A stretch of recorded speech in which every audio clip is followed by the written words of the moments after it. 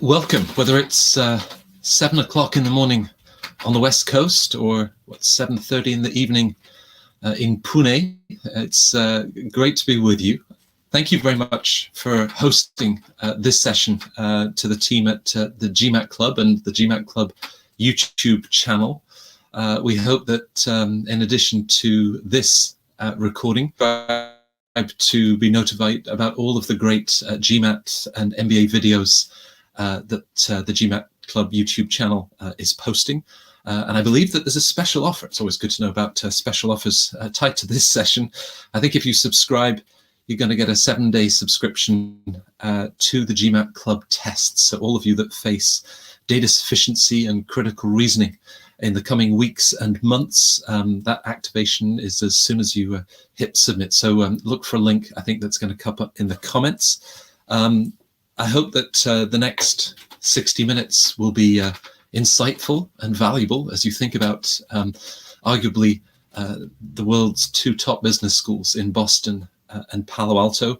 Either way, if you can hit like or dislike, apparently they're both good for SEO. So anyway, my name is Matt Symonds, a co-founder and a director of Fortuna Admissions. Fortuna has been around for almost a decade.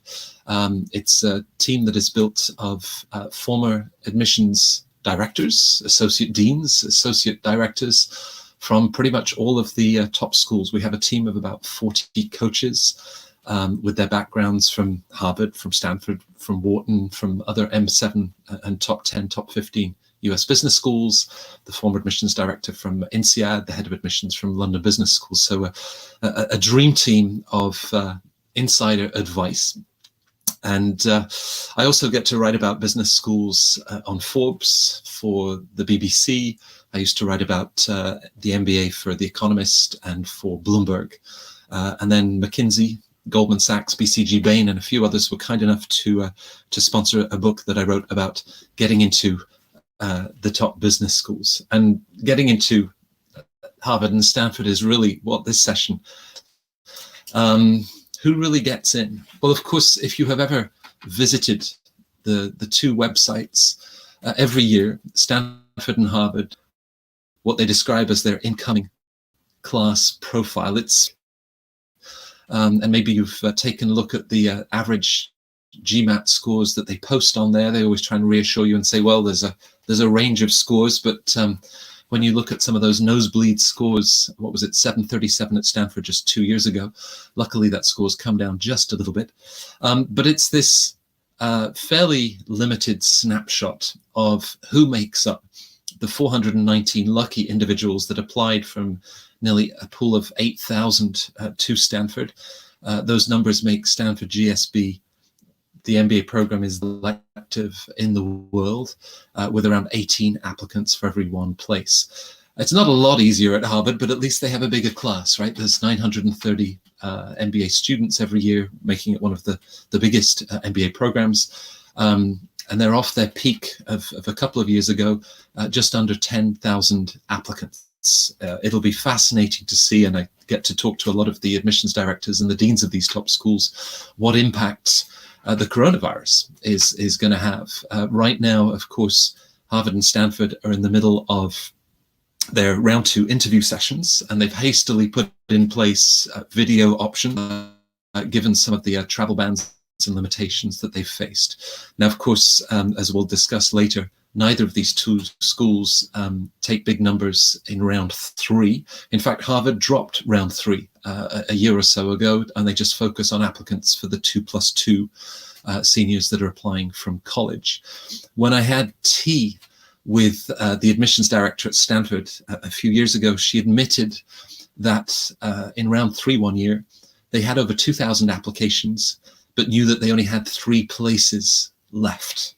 In fact, the word that she used to describe your chances of getting into Stanford in round 3 were catastrophic, which I think says everything. But here's this sort of basic incoming, and you see that certainly the two schools among the most international in terms of applicants that they attract from around the world. typically has between 65 and 70 countries represented in the MBA program, and Stanford a very similar number. And what that translates to is one of the higher percentages of international students in the program. Now, this is a detail we go back to a little bit later in this presentation, because I think to really understand those numbers, we've uncovered perhaps some more home truths about that one. But where a number of the M7 schools in recent years, whether because of concerned visas and the Trump administration, you'll see several of the M7 schools that now only have low 30 percentile in terms of international students. These two schools have kept those numbers a lot higher. And of course, these numbers that I'm sharing that were from the class of 2020, they contest with the gender balance in the program. In fact, in the class of 2021, Stanford welcomed a record 47% women into the MBA class, Harvard at 43%. Those Gmat scores, when I gave I shared an event with Kirsten Moss, who is the admissions director at Stanford, a couple of years ago. In fact, she just accepted the position 3 weeks before. It was very brave of her to sit in front of 300 people, and I think we were live streaming to thousands of others. And she said, you know what? I think that Stanford's Gmat average is too high. And you should have seen the room. There was like 300 people in the NASDAQ Center in San Francisco that was like, huh, really? Did she just say that? But I guess the point that Kirsten was making, and this is a remarkably talented woman who did her PhD in transformational leadership, is that when you look at the tagline of Stanford GSB, they talk about change lives, change organizations, and change the world. A memorable tagline. And of course, from Stanford's perspective, and certainly what Kirsten was trying to share, is the idea that it's not 75 minutes that will tell her whether you are going to transform healthcare, ed tech, or any other sector industry that you intend to pursue as you come out of the business school. But still, even though those Gmat scores have come down a little bit, they dropped to 732 for the class of 2020. They're at 734 this year. Those, of course, are still among the highest Gmat average numbers. I think even more telling is GPA. Both schools talk about looking for academic vitality. And the GPA averages of both of them are higher than any other M7 school. You'll see Wharton, Columbia, Booth around the 3.6 mark. But these two they're really looking at your undergraduate performance. There are ways to catch up. And if you don't have a 3.72, all of these numbers are just averages, right? But clearly it's something that they really emphasize. Now, with that basic snapshot, the schools will say, okay, so we had maybe 37% of our applicants that had studied a STEM subject for undergrad, or others that studied social sciences. We had a bunch of people that studied law, but they really don't give you any detail, quite deliberately. So we wanted to go a step further. We wanted to look at everybody that was in the Harvard and the Stanford MBA classes. And so we spent weeks, months, trawling through LinkedIn and lists to identify everybody that we could find. We knew that Harvard and Stanford weren't going to give it, but we worked with a lot of Fortuna clients to identify big numbers of their classmates. And we managed to find the profiles of 95% of the HBS MBA class of 2020, and a little bit over 85% of the GSB admits to that class of 2020. So it really was, I think it's the biggest, most detailed analysis. And what we were looking to understand was not just those sort of headline figures that the schools share, but a real deep dive into where did people study? Which were the undergraduate institutions where they did their studies, and what did they study? Are there any particular majors or undergraduate areas that were more attractive or popular? Were certain undergraduate degrees, tied with particular schools and the reputation? And then beyond that, we wanted to know about where these people had worked. So it was colleges, and then it was the feeder companies. And we looked at their post-under careers. the companies that they worked for, the positions that they held, and therefore the sort of positions that they held as they were applying to school.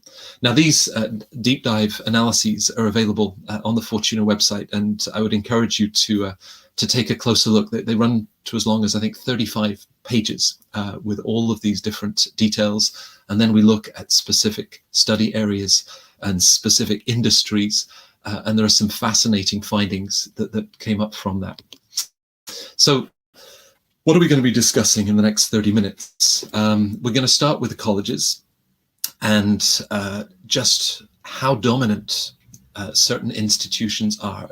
Ivy League, we always get the question, well, I went to a public school, I went to a state school. Is Harvard going to take a look at me? And of course, to take a closer look at all of those international applicants and their undergraduate and master's records. Remembering that Harvard and Stanford, close to 25% of the MBA class has pursued some form of graduate study. Then we'll be taking you through what we saw as the most popular majors and degrees. And from there, how do we shift that work experience?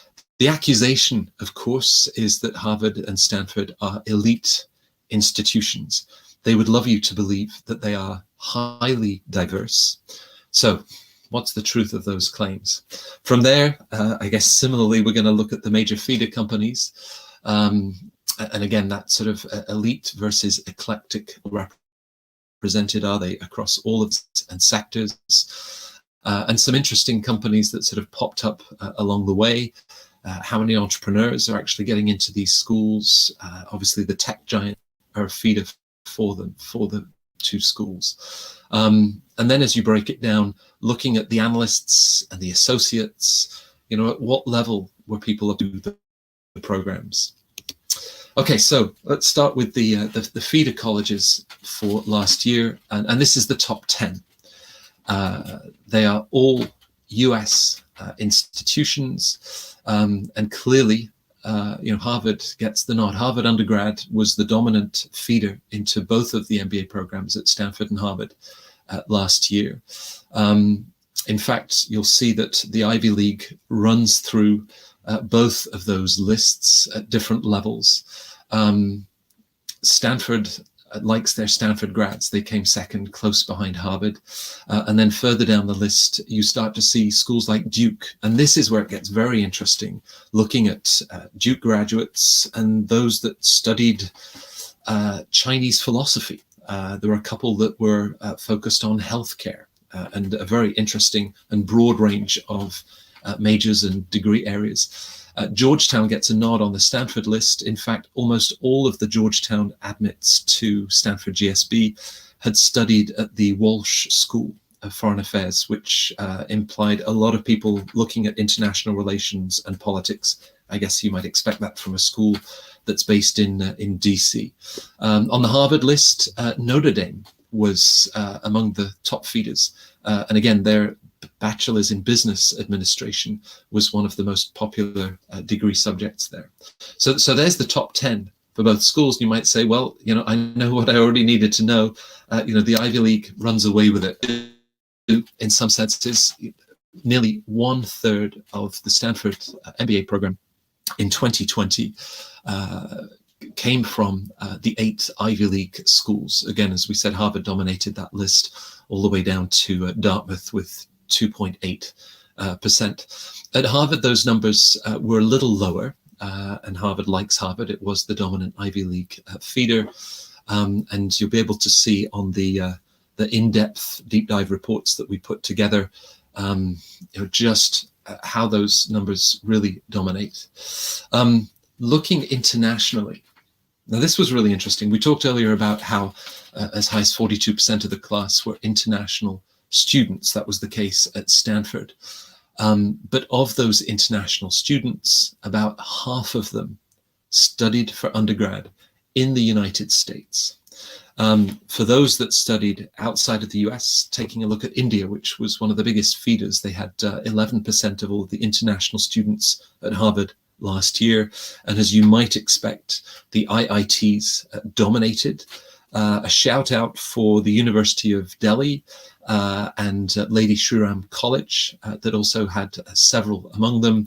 You'd see 1s and 2s from BITS Pilani and some of the other engineering schools, and the UK. The UK, obviously a much smaller population, but with some great universities. And again, as you might expect, Oxford and Cambridge were on that list, but very interesting to see just how many came from Imperial, from Durham, and the sort of engineering focused studies that they were taking. Canada was 3rd on the list. Now in the deep dive analysis, I think we go all the way down to the top 12. Australia was well placed. Brazil, I think, had the biggest numbers from Latin America. But I think, again, one of the big takeaways was how many of those international students had already studied in the US. Perhaps we conclude from that that both schools take comfort in the idea that these individuals had already thrived and flourished in a US classroom, and they felt very confident about how they would then contribute. And it's true. A couple of years ago, we organized a case. A Harvard Business School professor gave a case at an event that we're organizing at the Time Center in New York. And looking at the 200 people in that room, I think that they were stunned at just how quickly those conversations moved as the Harvard professor was curating that class, pulling on people for perspectives. Now, clearly both schools will want to feel that the individuals that they bring into their MBA classroom will have a voice, that they will have perspectives to share, that they will take the microphone, and that they will make a really valid and insightful contribution. In terms of what they studied, economics was the runaway winner on this one. It was the most popular undergraduate degree for 7 of the top 8 feeder colleges to Harvard Business School. Now, of course, most of those top feeder colleges were the Ivy League. You would see, I think, over half of the Yale admits had studied economics. Having already studied business did not prevent applicants from some of the top public schools, the likes of UC Berkeley, Michigan, UNC, and University of Southern California.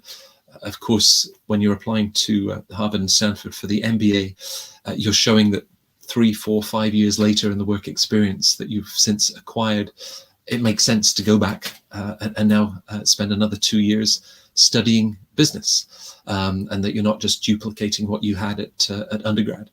A lot of the Harvard thought that this was very interesting. If you had graduated from an Ivy League school, on average, you had less work experience than other admits that went to non-Ivy League schools. Now, is that Harvard giving a nod and saying, hey, if you went to one of those 8 schools, we'll take you if you already have 2.5, 3 years professional experience, whereas on average, we're expecting an average of 4 years of experience.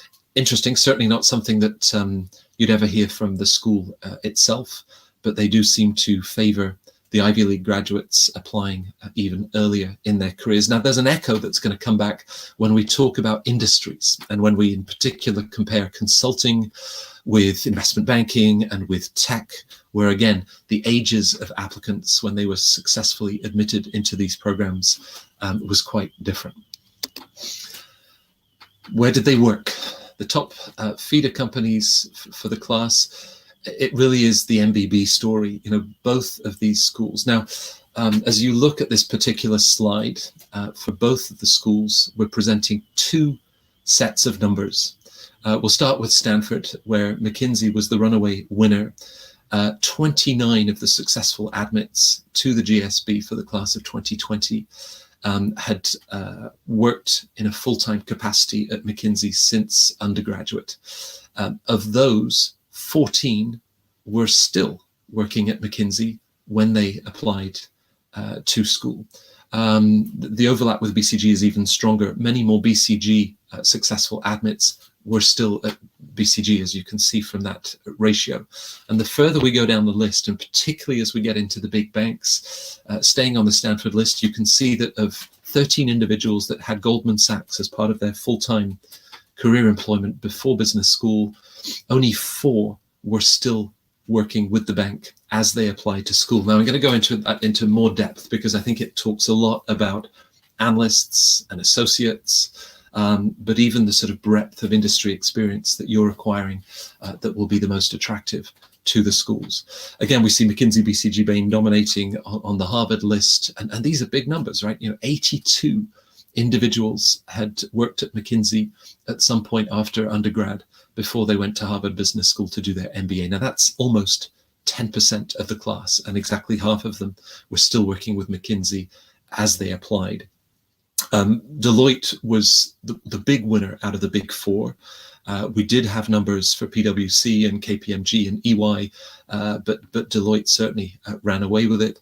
And I guess for anyone that's with a military background, the US Navy, that big rivalry with the US Army, the Navy was the runaway winner for the class of 2020. We sometimes talk about the 3 M's that were admitted to Harvard Business School. McKinsey is one of those M's. The military is another one. So I think there you have a demonstration that the leadership path that you might take through the Navy or the Army certainly resonated with Chad Losey and the admissions team. So let's just stay with McKinsey, BCG, and Bain, because they were the dominant feeder companies that appeared on so many of these resumes. As we said, over 10% of those that joined Stanford GSB were still working at one of those 3 firms when they applied to Stanford.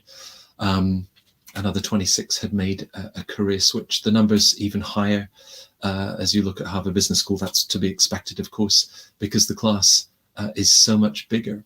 Now, the gender balance, we talked earlier about how both schools and other top schools are slowly moving towards a stronger gender balance, 47% in this year's Stanford MBA class. Among the consultants, both Harvard and the GSB had more female than male consultants. I mean, it was a fine margin. I think it was something like 51% of the admitted consultants were women, and therefore 49% were men.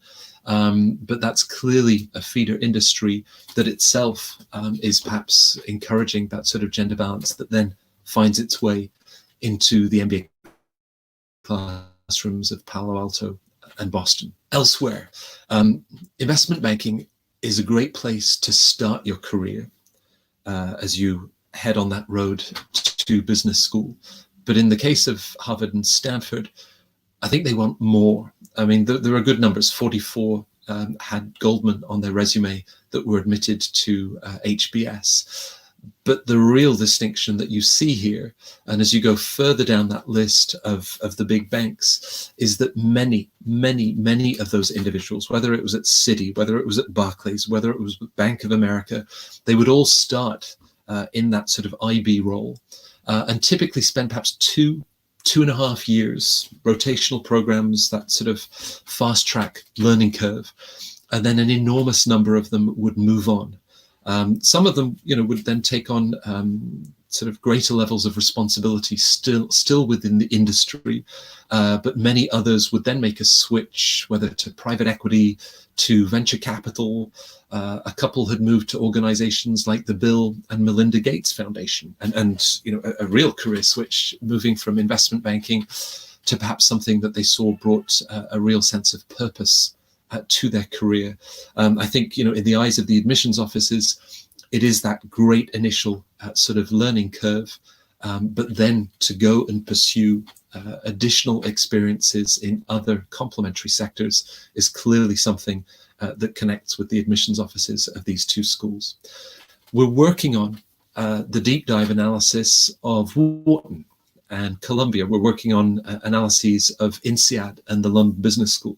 It'll be very interesting to compare with the admissions office in Philadelphia and New York if we see that same sort of trend, or if those analysts that then stay on to become associates in investment banking, more of them are directly admitted into the 2 financial powerhouses that are Wharton and Columbia. But as this slide really reinforces, many did make a career switch 2 or 3 years into the early stages of their career in finance. So how much work? I talked earlier about how Harvard last year, if you had graduated from, they were taking you younger into the MBA program. It's the same trend with the consultants. The consultants on average had 1 year fewer of work experience than those from other sectors, whether that was tech, whether that was financial services, big industry, the military. It was the opposite. They usually had 2.5, 3 years more experience than the rest of their classmates. I guess by the time you've completed your second or third tour of duty, you're going to find that you're in your late 20s, and this switch to civilian life that the MBA obviously provides. So what does that tell us? I think we go back to this idea that whether it's MBB, whether it's the Big Four, whether it's Kearney, Accenture, or other consulting firms, the admissions office clearly feels that you have that early breadth of experience. If you're working on client work that takes you from aviation to healthcare across many different industries and sectors, well, all of that is going to be experience that you will then bring into the classroom discussions that you will have. And so that's recognized, I think, the fact that consultants have less work experience. In general, when it came to female admits, again, across the board, they had less total work experience than their male counterparts. Now, of course, within this, there were 25-year-olds, and there were, I don't know, not many 35-year-olds, but there were certainly the over 30s that were able to demonstrate why business school and the MBA made sense at this stage in their career. Perhaps part of this harks back to a fascinating report that was at the heart of the launch of the Forte Foundation 20 years ago. It's a publication called, what is it called? MBA Gateway. And it was a piece of research that looked at women's attitudes to going back to business school, and perhaps an adversity, and thinking about the investment of 2 years to go back to school as they moved their way through their career was clearly something that they resisted. Well, I think we see that in these numbers for Harvard and Stanford, that many of the female admits were applying at an earlier stage in their career. And just to get the title right, at Fortes, it was MBA Gateway to Opportunity.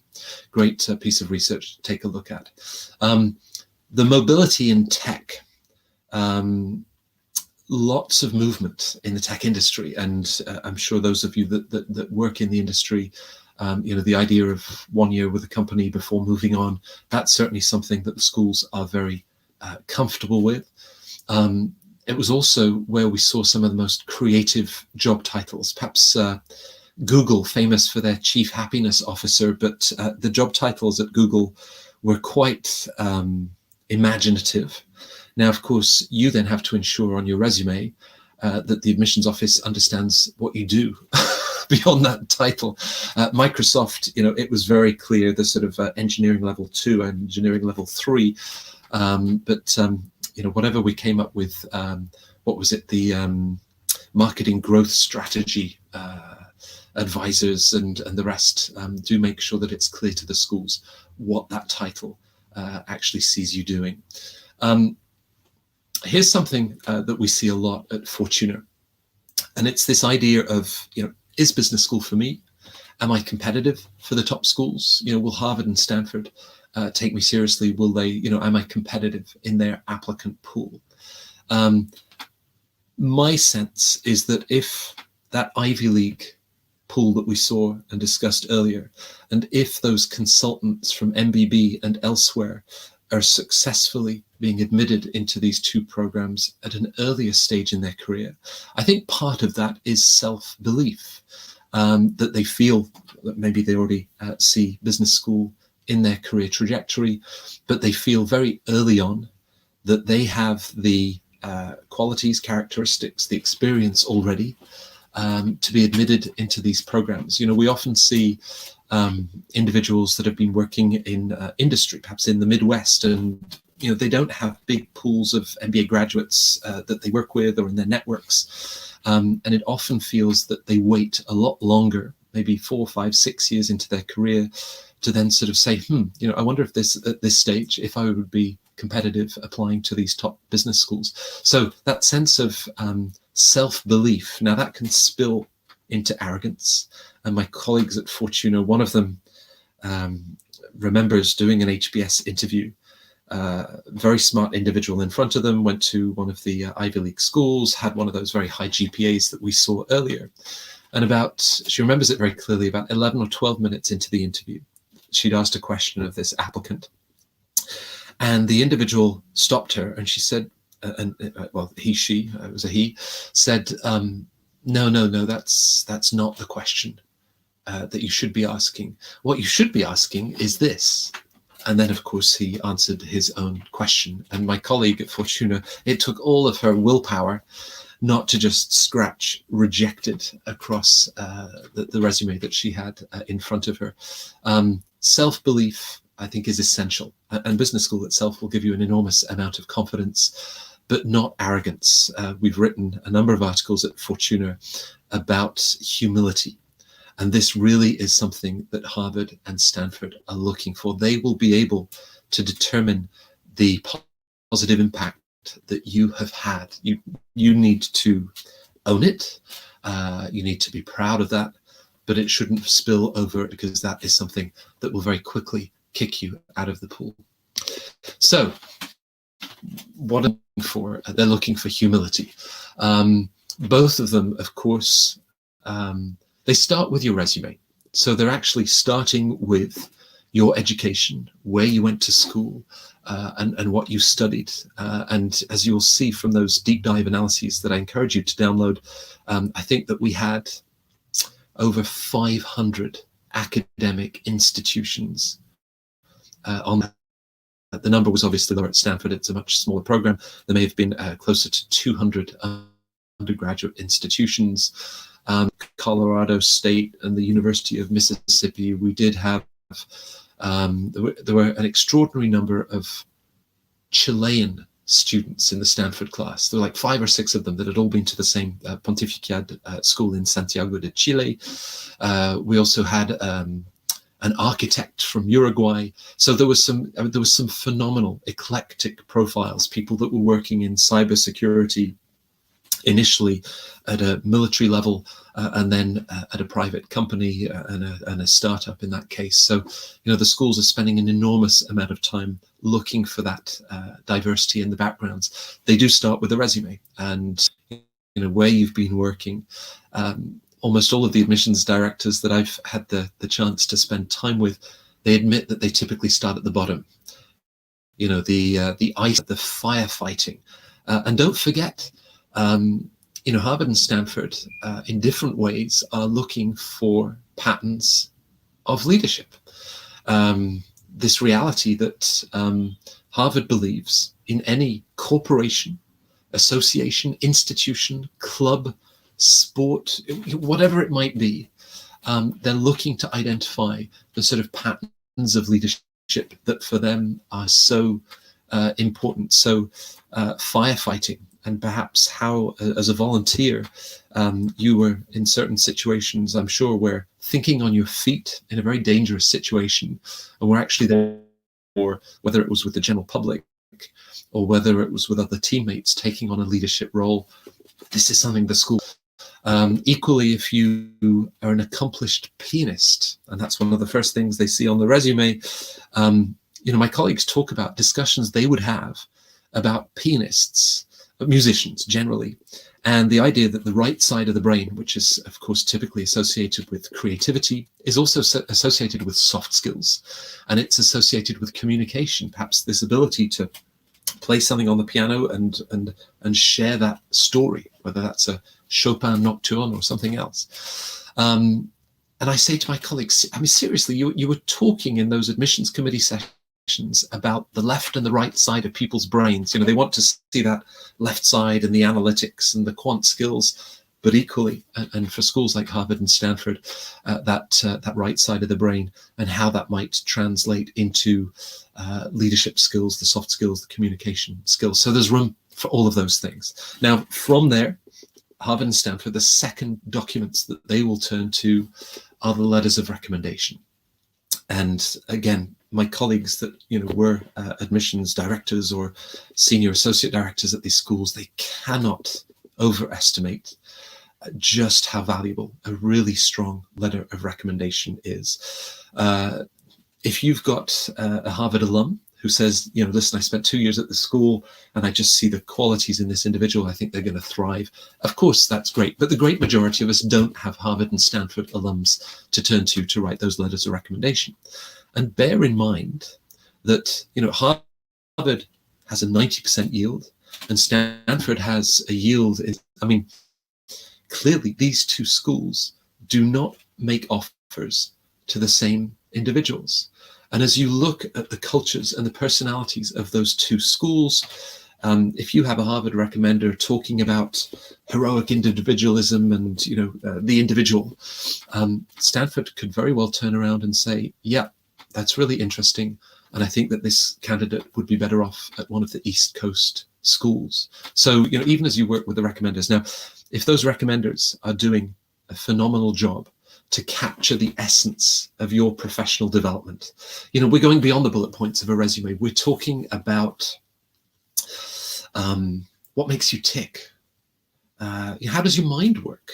Why were you given this particularly challenging and difficult project? Because you have this way of looking through problems or knowing how to then communicate them to others and getting people on board. Recommenders that are sharing insights and perspectives on what makes you tick, your value system, how you successfully collaborate with others. This is gold to the admissions offices of these two schools. So the second documents that they read are those letters of recommendation. And if your recommenders have really nailed that outstanding performance, that leadership potential in what they share, they're also then giving you the freedom for the next step, which is the essays that these two schools ask of you. Now, of course, for 17 years, Stanford has asked the same question. It's this iconic essay about what matters most to you and why. In turn, Harvard asks applicants, what more would you like us to know? Which to some people it seems understandably like a very ambiguous or open-ended question. It's like, okay, am I supposed to talk about when I was a teenager and I did something at high school, or is it just the last 2 years? Where do I start? Where do I finish with a question like that? For both of those schools, the essay is an explicit invitation to get personal. Remember, they've looked at your resume. They've seen your transcripts. They know about your academic achievements. They've read those letters of recommendation and that performance and how you had this positive impact in a professional environment. So now, with all of that material, you've got the chance to talk about choices that you've made, things that you value, individuals perhaps, or contexts, an aspect of society where you want to have influence. I mentioned earlier on doing these annual summer sessions with Kirsten Moss, the admissions director at Stanford. We did that first year when she announced that their Gmat averages were too high. And a year later, we were back on the West Coast, and she had had 12 months of reading around 8,000 essays about what matters most to you and why.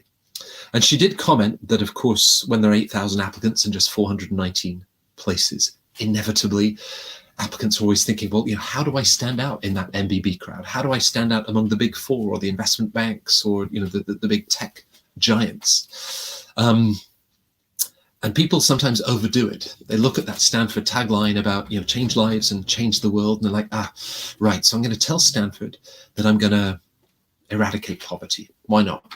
I'm going to, hey, if you could find a solution for this coronavirus, I think the world would welcome that one right now. But, whether it's clean drinking water solutions in sub-Saharan Africa, whatever it might be, the reality is that when the admissions office then looks through your resume and through your story, if they don't see clean drinking water or the level of social engagement to enable you to have an impact on poverty, then they're going to think, is this real? It could turn against you. It could suddenly look very hollow in terms of what you're claiming.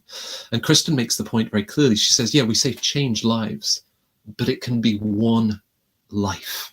You don't have to have an impact on 250,000 people. Harvard themselves, a colleague who worked on this fascinating leadership matrix that the school put together. Of course, you think about leadership, the media gives so much coverage to to Elon Musk and, visionary space travel and all of that kind of thing.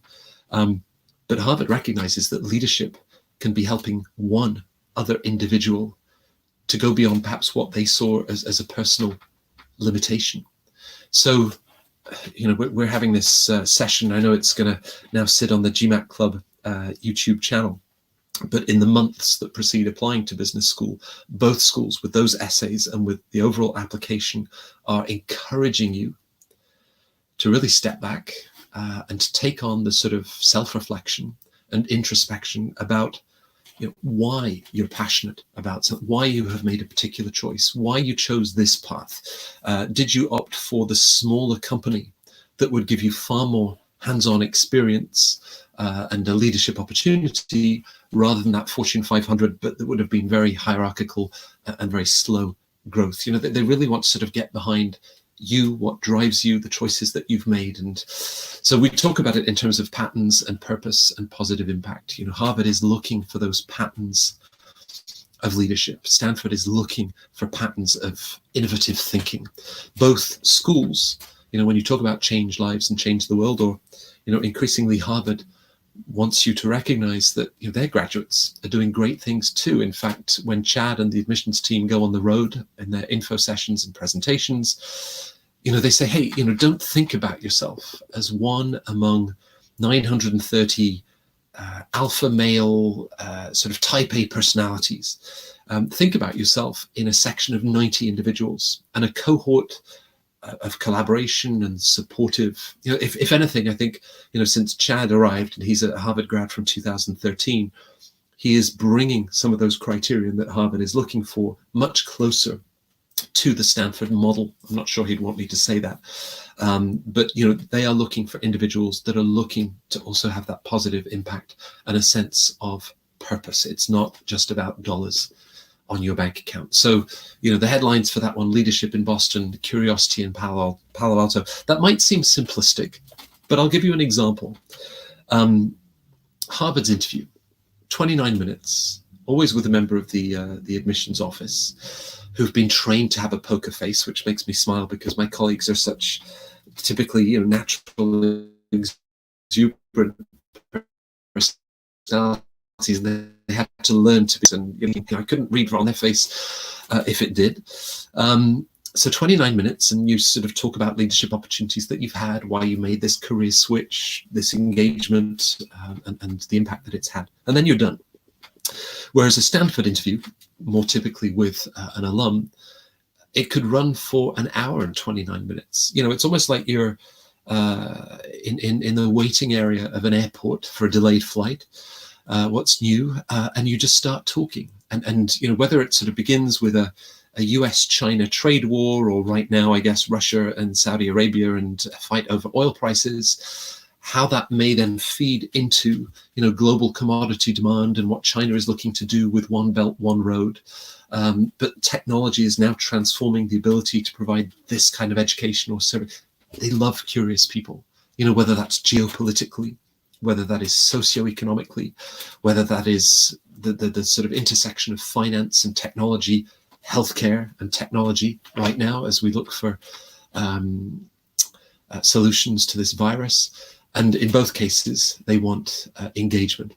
So I hope that some of the things that we've shared in the, I have no idea what time it is, and I apologize, I've been talking too much. I guess it's always the nature, and we're going to move to some questions. But do encourage you to download these deep dive analyses of both schools. And as this screen, we actually list all 500 undergraduate institutions and every major. We list all 300 plus feeder companies and every job title that people held as they then applied to those schools. So it's a fascinating read. It was a lot of fun. It was a lot of work to put together. And as I mentioned, we're going to be rolling out deep dive analyses for the Wharton and Columbia classes of 2021 and for INSEAD and LBS. And we hope beyond that, Chicago Booth, Kellogg, MIT Sloan, Berkeley, and other great schools. So I'm going to move my screen and find that, 45 minutes. So some of the questions that have come in, and thank you to my colleague Haley, who has been so helpful, I think, to curate some of these questions. First one, Harvard's decision to drop round 3 and how it already sort of has an implication. So I'm going to step back and start with round 1 and round 2, because my M7 colleagues, and I have a lot of them at Fortuna, are absolutely adamant about this one. Judith, my co-director, who was the admissions director at Wharton, she says, when it came to round 1 and round 2, we were round agnostic, is how she describes it. And you know, whether it was Dee Leopold, who was 31 years in admissions at Harvard Business School, Judith was 11 years at Wharton, and they would say to their teams, okay, we work with buckets of profiles. It's not very glamorous, but that's the word they use. We work with buckets of the profiles. You know, the buckets of the consultants, of the investment bankers, the private equity analysts, the military, the software engineers, digital marketing executives, and so on. And they would say to their teams, for round 1, we're not going to fill any of those buckets more than half full, because we know year after year that the applicant pool in round 2 is just as talented and just as motivated and just as qualified, just as good. And in fact, when you look at the breakdown, by a marginal degree, that they would often take more applicants from round 2. So, you know, if you have something that's coming up in the last quarter of this year, the promotion or a particular project that reaches a stage, and you can share that with the schools, you know, don't blindly rush into a round 1 application. Now, the question here about Harvard dropping round 3, as I said earlier, Harvard and Stanford in particular were looking to fill 98, typically 99% of the class across round 1 and round 2. And Chad with his team felt that, you know, if we're essentially taking almost all of the class from those 2 rounds, we then have, you know, over 1,000 applicants every year applying to the 2+2 program. Let us dedicate that window to the 2+2 applicants. Now, of course, many M7 schools have now moved towards early admission for seniors. Kellogg, I think, was the 6th of the M7 schools. There's also Darden and 1 or 2 others urging seniors, you know, to think about applying to business school, securing a place, and then, you know, 2-3 years to really explore some exciting career options, knowing that that place is there for the MBA. But it's always been the case for the M7 that it's been about round 1 and round 2. If you were the founder of Instagram, then maybe you could apply to Stanford in round 3. There is a caveat, and I just wrote a piece on my LinkedIn profile about this, and it was published yesterday. Talking to the schools, is that of course the coronavirus has, you know, truly the impact has been global, and it's very, you know, sad to see the lives that are lost and the lives that have been affected by this. Within the world of MBA admissions, you know, let's step back. This is. This, you know, this isn't quite the same life changer, but it was a struggle for them to complete all of those round 2 interviews, and they would be concerned with travel bans and limitations. If we make offers to applicants, will they be able to join us in September? So I think that we might see some yield management issues coming out of round 2. And I firmly believe, and in fact, we've seen a big spike at Fortuna in the number of applications or in individuals that want to apply in round 3. Booth and other schools will say, hey, do it, you know, recognize that at this point, as my colleagues explained, they're certainly trying to fill some diversity gaps. You know, we don't have many of these sort of profiles. Do we need more white guys in finance and from Wall Street? Do we need more from the Big Four? Maybe not. But I think that this year it's exceptional circumstances. So round 3 for some individuals, it might be worth considering. And for the person that has an interview next week, congratulations. That's fantastic news. Of course, securing an interview from Stanford, you've just moved from 1 in 18 and a less than 6% chance to a 1 in 2 chance. Now, as I described earlier, that Stanford interview could easily run for an hour and a half, and an opportunity for you to really enjoy it. It's a dialogue, right? They'll be asking you questions.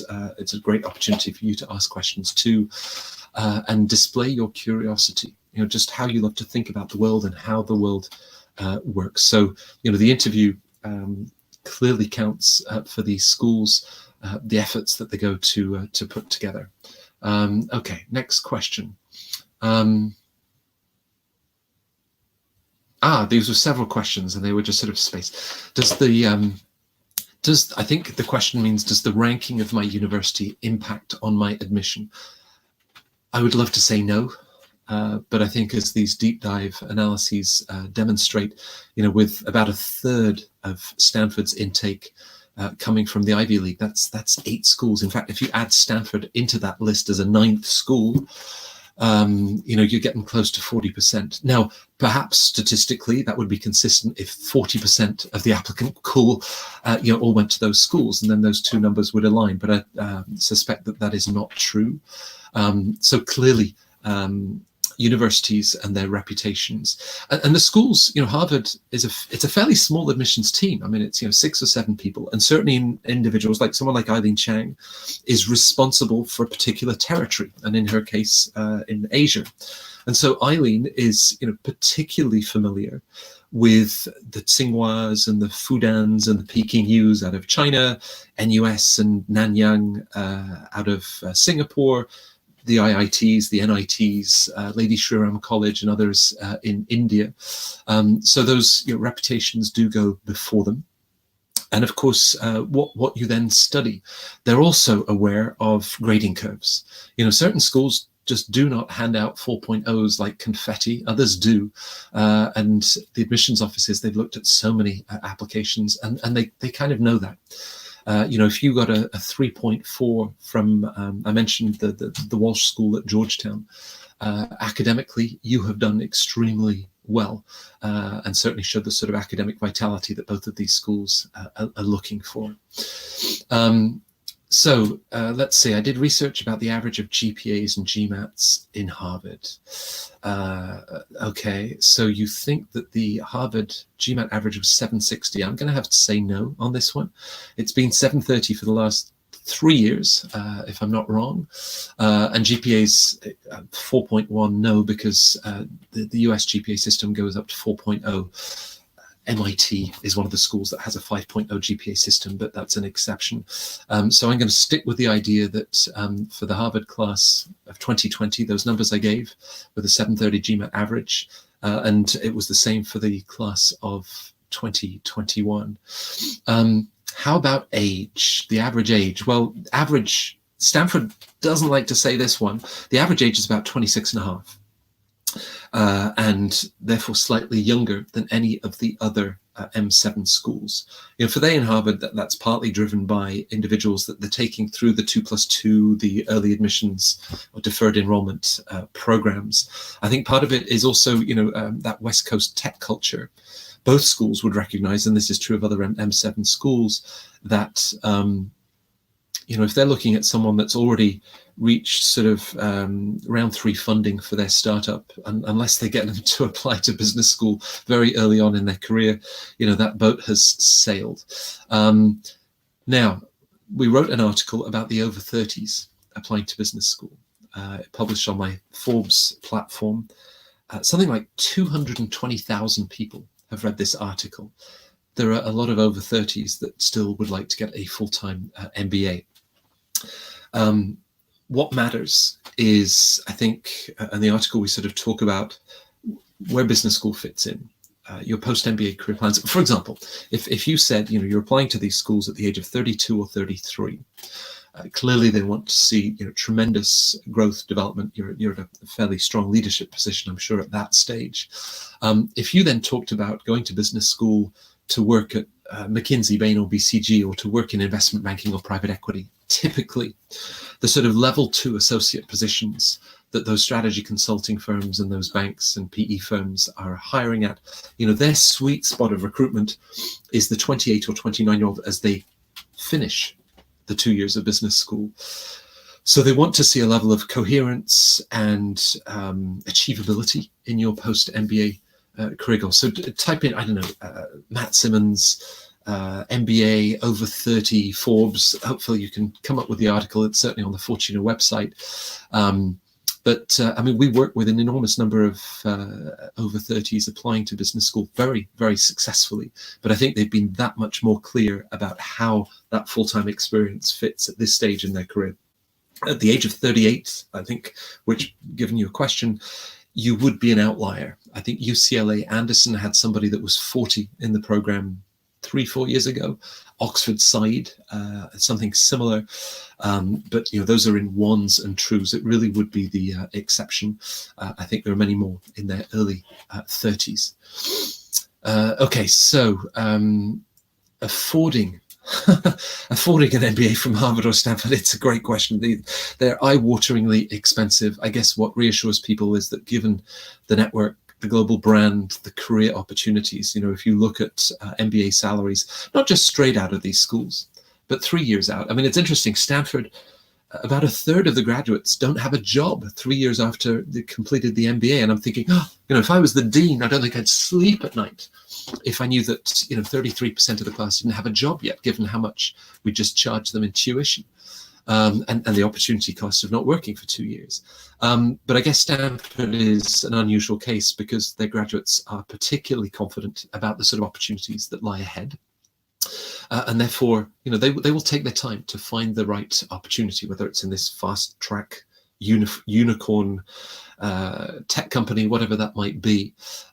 Because tellingly, when you look at the figures 3 years out of business school, those Harvard and Stanford average salaries are stratospheric. And as you then calculate 10, 15 years and the return on this one, the ROI of these two schools is extraordinary. Harvard is particularly generous. Well over half of the class gets some form of fellowship, some sort of tuition waiver. Stanford, equally makes tremendous efforts, particularly for the sort of diversity that they are trying to achieve.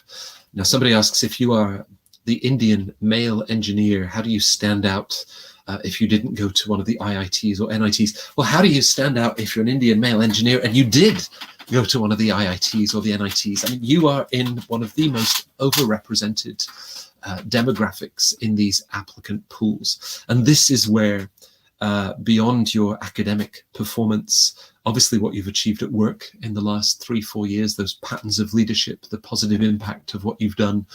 But I think it goes beyond work.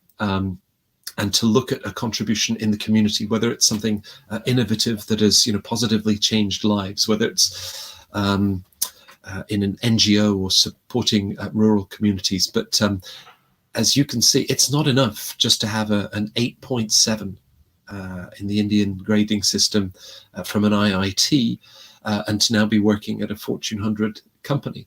These two schools are looking for more. They want those patterns that show that in any walk of your life, you're having that positive impact, changing lives and changing the world, as Stanford likes to say. I think we've got time perhaps for one more question.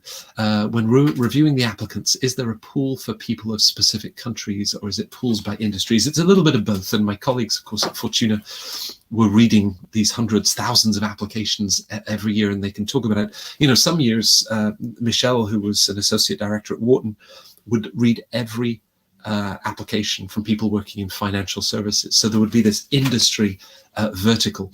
As I mentioned earlier, HBS and the members of the admissions team that have geographic responsibilities. So they will be looking at everyone, applying from Southeast Asia.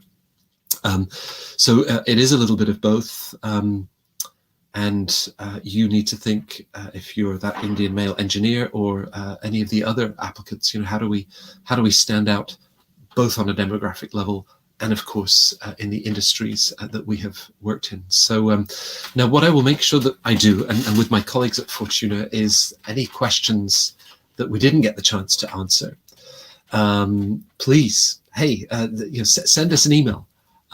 Reach out to Fortuna. I mean, with the team that we have, we offer these free consultations, to assess your chances, and we're very honest. We're very candid. We said that Stanford has a 6% selectivity, so it's not like we wave a magic wand or pull this white rabbit out of a magician's hat. And we will give you a very informed insider admissions evaluation of your chances to apply to these two and other top business schools from around the world. So again, I'd like to thank the Gmat Club. I guess Adrijit's going to shout at me if I didn't get enough likes. So please, if this was helpful for you, if you learned something that you didn't know, do click like. And if it was a waste of time, unlike too, right? Or dislike. And then just with all of the Gmat and MBA videos that Gmat Club is putting up on their YouTube channel. Do subscribe. I think doing your research and really, that's a great way to stand out. I think it also helps you to enjoy this entire process. So sign up and you might be able to get that 7-day subscription to Gmat Club tests and make progress with the Gmat. Thank you very much for everybody, and I hope that it was a helpful session. Take care. Bye-bye.